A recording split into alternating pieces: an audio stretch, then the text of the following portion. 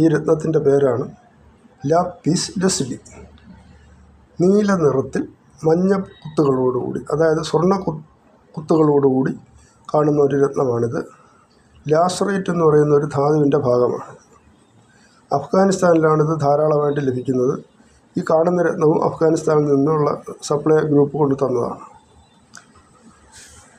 അപ്പോൾ അതുപോലെ ഇതിൻ്റെ വിശ്വാസപരമായിട്ടുള്ള കാര്യം, ഇത് ധരിച്ചു കഴിഞ്ഞാൽ ബാധാമന്ത്രവാദ ദോഷങ്ങളൊന്നും ആ വ്യക്തിയിൽ ഫലിക്കുകയില്ല എന്നൊരു വിശ്വാസമുണ്ട്. അതുപോലെ ഇത് വീട്ടിൽ സൂക്ഷിച്ചു കഴിഞ്ഞാൽ, അതായത് നമ്മുടെ മേശപ്പുറത്തോ അലമാരയിലോ ഷെൽഫിലോ ഒക്കെ വെച്ച് കഴിഞ്ഞാൽ വീട്ടിലേക്കുള്ള നെഗറ്റീവ് എനർജി ഇത് പ്രതിരോധിക്കുമെന്നും ഉള്ള അഭിപ്രായവുമുണ്ട്.